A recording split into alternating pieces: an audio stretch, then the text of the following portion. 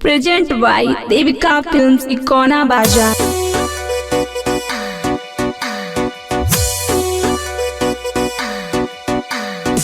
Music by Aman rock.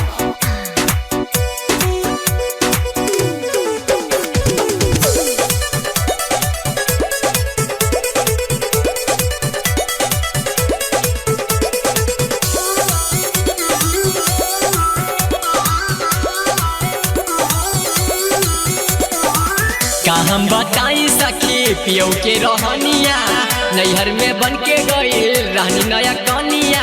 नैहर में बन के गईल रहनी नया कनिया।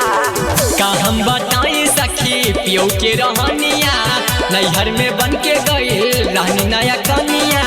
दहिया के कैलस दूरा गतिया हो, दूरा गतिया हो। ननदो तू पिस के ले आवा हरदिया, बड़ी उठेला दरदिया हो। ननदो तू पिस के ले आवा हरदिया, बड़ी उठेला दरदिया हो।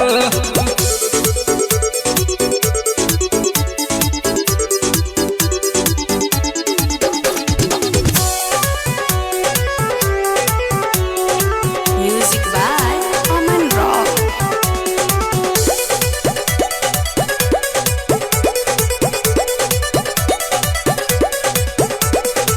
रतिया में आई के किली लगाई के, दहिया के करे दूर गतिया ये सखी हो लहरिया उठेला।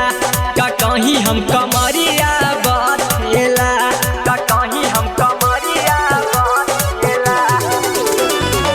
रतिया में आई के किली लगाई के, दहिया के करे दूर गतिया ये सखी हो लहरिया उठेला। का कहीं हम कमरिया बथेला।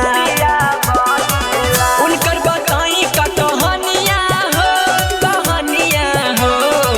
नंदो तो किस के ले आवा हरदिया, बड़ी उठेला दरदिया हो।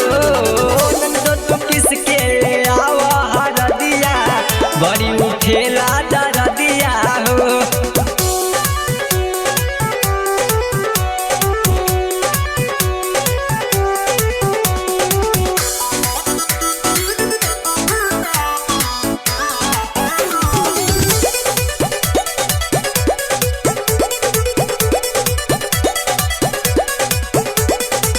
राजू राहुल के साथे सुनील के, तनको ना दर्द बुझाला ये सखी नहीं चालल जाला हो। का कहीं हमारा हल न जाला हो, का कहीं हमारा हल न जाला हो। राजू राहुल के साथे सुनील के, तनको ना दर्द बुझाला ये सखी नहीं चालल जाला हो। का कहीं हमारा हल न जाला हो। राजेश राजा खोले सड़िया हो, और सड़िया हो।